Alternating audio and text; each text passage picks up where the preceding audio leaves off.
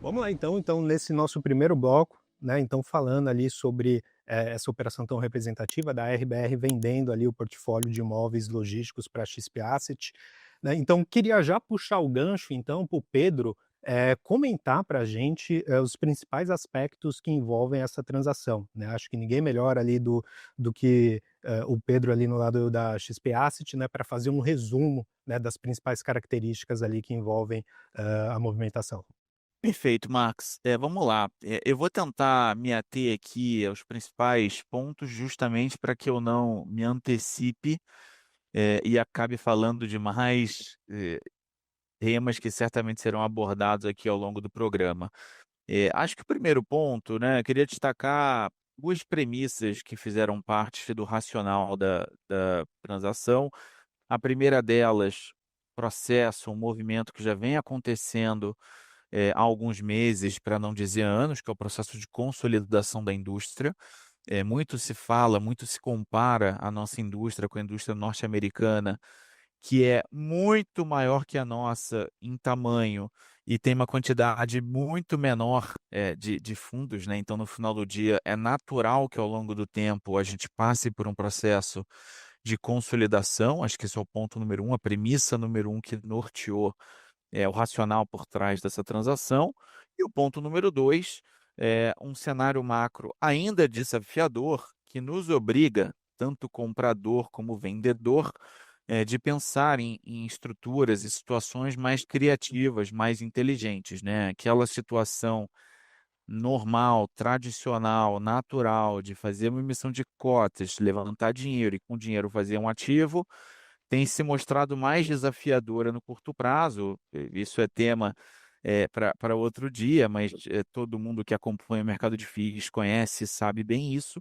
Então isso exigiu uma criatividade maior. Então com este pano de fundo, né, com essas 2 premissas, a gente desenhou uma transação diferente, uma transação da ordem de até 1,5 bilhões de reais, e eu explico o até. A transação com a RBR é uma transação menor, uma transação da ordem de 1,1 bi. Todavia, alguns dos ativos, os 2 ativos, em desenvolvimento, possuem sócios. Então, caso esses sócios venham a acompanhar a transação nos mesmos termos e condições que foram apalavrados com a RBR, a gente tem uma transação pro XPlog de até 1,5 bi, de reais, uma transação de quase 400.000 metros quadrados de ABL. Não vou aqui trazer mínimos detalhes, porque a gente vai abordar isso bastante ao longo desse papo, mas basicamente a transação traz uma série de benefícios para o XPlog, sob a ótica de aumentar o patrimônio do fundo, sob a ótica de aumentar a diversificação geográfica do fundo, sob a ótica de aumentar o número de inquilinos e, consequentemente, diversificar o risco de crédito do fundo, sem mencionar, obviamente, a qualidade dos imóveis, né? Estamos falando de comprar imóveis de altíssima qualidade, no jargão do mercado, ativos AAA, em localizações super estratégicas, com bastante vocação logística, das quais gostaria de destacar duas, principalmente. eh, a gente gosta das 5 regiões nas quais os ativos estão inseridos, são 7 ativos, mas 2 delas são especialmente importantes para nós, Spelog, por 2 razões. Primeiro, por não termos exposição a essas 2 regiões ainda, Guarulhos e São Bernardo.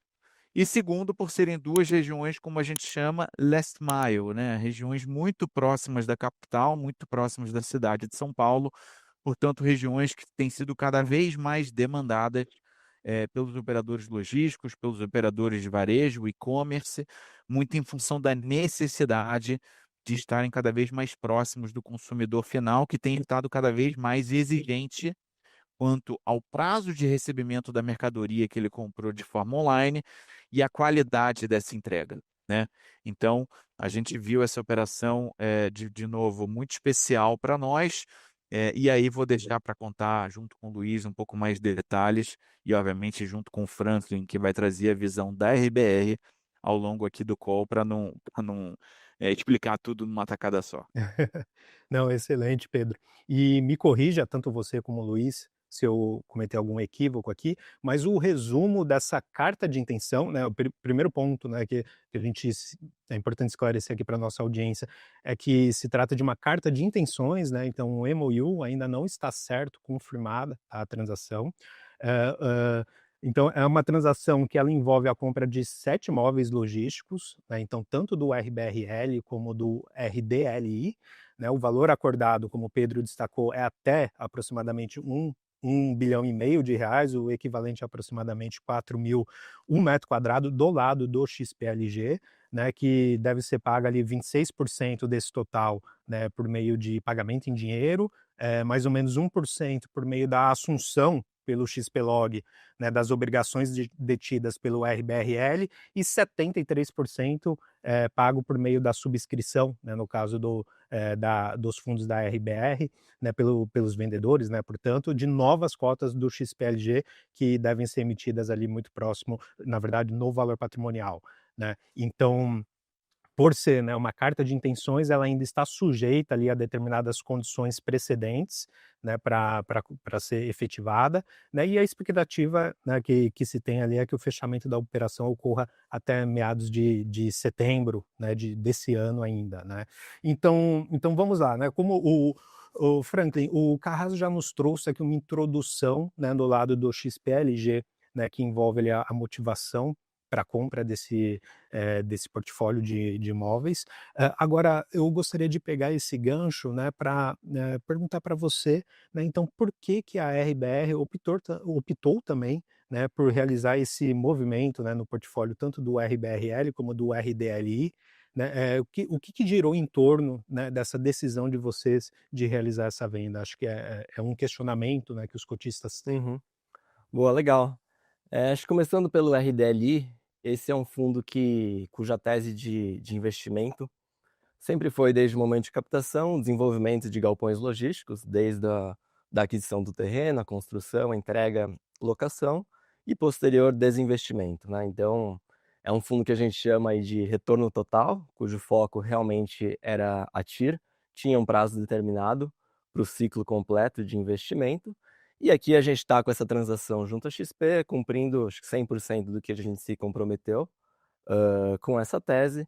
Então era o momento de fato, a gente acabou de entregar um galpão, 100% locado em Guarulhos, e estamos prestes a entregar também o nosso galpão de São Bernardo, que são as 2 praças aí que o Carrasco comentou, que complementam bem o portfólio do XPLG. Então a Ridley acho que é 100% alinhado aqui com a nossa tese, com esse desinvestimento a gente estima ter um retorno líquido, uma TIR para o investidor de cerca de 20% ao ano, que é um resultado aí bastante relevante no ambiente que a gente está, principalmente com uma Selic a 15. A gente começou esse fundo em janeiro de 2024, de lá para cá a Selic subiu, nesse período de investimento, e a gente conseguiu, acho que tanto ter a liquidez no momento em que a gente gostaria, quanto em preços que a gente gostaria também em 2 ativos prime. Então, para o RDLI seria por esse ângulo. E para o RBRL é um fundo de renda, de gestão ativa, onde a gente já fez alguns desinvestimentos ao longo do tempo, parciais, não totais, como esse que a gente fez agora com a XP. E lá acho que o portfólio que a gente tem hoje é um portfólio aí na média, que a gente comprou na média faz uns 5 anos, então ele já teve um ciclo dentro do nosso fundo interessante, um período de maturação. Hoje um portfólio 100% locado, com nenhuma inadimplência, e distribuindo aí um dividendo recorrente. Então, acho que dentro de casa a gente foi ao longo desses últimos tempos, principalmente com a cota mais depreciada, se provocando justamente nesse sentido, né, o nosso portfólio vem performando super bem, a gente tem um super conforto em relação aos imóveis, 100% locado, mas a cota negociava a um desconto muito relevante em relação ao valor que a gente acreditava justo dos ativos. Então acho que antes da transação a gente estava fechando ali com a cota próxima de R$ 78, R$ 79, hoje já mais próximo de 85 pós-anúncio. Então a nossa cabeça era como a gente consegue trazer luz a esse gap tão grande, né, entre valor justo dos ativos e negociação no mercado secundário. Eu acho que nada melhor do que a gente ficar falando que a cota estava sendo negociado abaixo, nada melhor uma transação para precificar esse desconto. Então, a gente avaliou o portfólio da RBRL próximo dos R$ 110 por cota, então um prêmio super relevante em relação à tela, de quase 40%. Então, essa era uma das principais motivações para a gente conseguir fazer esse movimento de desinvestimento. E eu acho que o segundo ponto, de novo, nesse momento difícil que a gente está, né, de Selic a 15%, eu acho que vai muito na linha de, hoje, a maioria dos grandes players e fundos imobiliários estão num momento de pouca liquidez, né? A maioria dos fundos estão sem caixa, acho que tem dificuldade de novas emissões de cotas. Então, acho que fazer essa transação nesse momento num montante relevante, de quase R$ 700 milhões, acho que coloca a gente numa posição interessante no mercado logístico para conseguir fazer boas aquisições, né? A gente fala em casa, e acho que é para o mercado em geral, né? Os melhores momentos de compra, de aquisição de ativos, em geral, são os piores de captação, né? Você tem muita dificuldade. Acho que essa escassez de capital justamente provoca um maior poder de barganha para os compradores. Então, acho que coloca a gente numa posição bastante interessante para os próximos passos do fundo. Não, excelente. Agora, Luiz, o XPLG, ele já é um dos maiores fundos logísticos do mercado. Com a transação, então, né, vai ser top 3 em termos de tamanho do patrimônio líquido. E agora, né, absorvendo, né, esse crescimento, absorvendo imóveis majoritariamente AAA, então da melhor configuração em termos de especificações técnicas, né, padrão construtivo e também bem localizados, né? E então, como essa aquisição ela se encaixa então na estratégia de longo prazo do XPLG? Joia, Max. Acho que essa é uma excelente pergunta. A transação, ela se encaixa muito bem na estratégia do XPlog de crescer e se consolidar como um player relevante na indústria de FIIs, no mercado logístico nacional, como a gente colocou aqui também, e de se posicionar em imóveis de alto padrão em regiões com vocação logística. Uhum. Aqui a gente está falando de uma posição relevante em imóveis no tão desejado Raio 30 de São Paulo, então é um imóvel em Guarulhos que está alocado 100% para o Mercado Livre, um imóvel em São Bernardo do Campo, no entroncamento entre a Imigrantes e o Rodoanel, e outros imóveis em regiões consolidadas como Franco da Rocha e Extrema. Não só isso, a gente também reduz a vacância, a taxa de vacância do veículo de investimentos, a gente dilui riscos com a diversificação do portfólio de locatários e também melhora a qualidade da carteira, porque agora a gente também tem uma exposição maior em um inquilino com uma qualidade creditícia excelente, que é o Mercado Livre. Então, em diversos aspectos, esse portfólio complementa a estratégia do XPlog e reforça ainda mais a direção que a gente gostaria de alcançar, que é essa relevância no mercado nacional de logística. Não, excelente. Professor Baroni, trazendo você para essa conversa, né? Então a gente já pegou aqui os aspectos preliminares, né, do nosso bate-papo, olhando tanto sobre a ótica da RBR como a ótica da XP Asset, mas eu quero também, né, a sua contribuição aqui para a nossa audiência. Vamos lá. É interessante, né? Eu estava pensando aqui, às vezes, quando a gente está entrevistando um gestor, alguma coisa, o gestor fala assim: olha, o meu portfólio está inteiramente à venda, só apareceu o comprador que eu vendo tudo. Eu acho que a RBR conseguiu mostrar e que realmente isso não é retórico, pode acontecer. Então, acho que isso é um ineditismo bem interessante aqui, né? Claro, outros fundos já tiveram vendas de ativos, mas a venda do portfólio. Mas eu queria trazer aqui para o nosso papo uma reflexão bem interessante, né? Alguns investidores podem falar assim: olha, qual que é a obrigação do gestor de vender um imóvel só porque tem desconto patrimonial? Pois é uma pergunta simples que tem um grau de profundidade bem relevante, né? Um gestor que se propõe a ter um portfólio com gestão ativa, ou seja, um mandato de gestão ativa, ele sempre tem que pensar naquilo que é melhor para o cotista, diferente da posição que ele está, seja na hora da compra ou na hora da venda. Então, só para trazer essa reflexão, porque o desconto patrimonial, que para alguns é uma oportunidade para comprar lá no mercado secundário, fazer suas aquisições, ok, está bem claro isso, mas do lado do gestor, ele também se incomoda em ver aquela diferença, aquela divergência, porque dá uma conotação de mal precificação dos ativos, ou um valor patrimonial que não condiz com a realidade, ou que você tem um portfólio que não seja líquido o suficiente para ser vendido. Como a gente já viu alguns fundos, por exemplo, que tem alavancagem, que tem uma dificuldade maior de girar o seu portfólio e não conseguir dissolver essa alavancagem justamente porque tem imóveis ou menos líquidos ou que a precificação no mercado real esteja, por exemplo, abaixo daquilo que foi comprado no passado. Ou seja, dentro daquele ciclo, não se aproveitou adequadamente para você conseguir fazer um fechamento de investimento de maneira adequada. Aqui a gente está vendo uma situação inversa, como o Franklin colocou, foram imóveis que foram comprados em um dado momento de mercado, há cerca de 5 anos em média, teve um determinado ciclo, passou por alguns desafios internos, enfrentou ali alguns desdobramentos da pandemia, teve locatário que entrou, saiu, entrou, teve investimentos que foram feitos nos ativos, e agora você fecha um ciclo, esse ciclo agora é iniciado num outro veículo de investimentos, que é o XPLG, e a RBR vai ter uma oportunidade de recomeçar dentro de um outro, né, ponto aqui do ciclo do mercado. Então,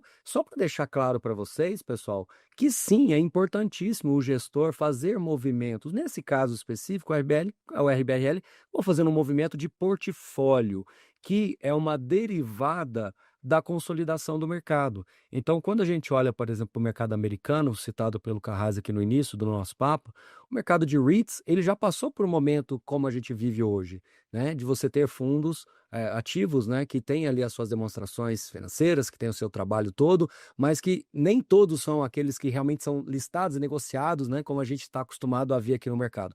No Brasil, nós temos hoje uma quantidade muito grande de gestores e de veículos de investimentos que agora está, na verdade não agora, já há alguns anos está num processo natural de consolidação. Então, a reflexão para que eu concluir do meu lado, que eu quero deixar para todos vocês é, o que é gestão ativa?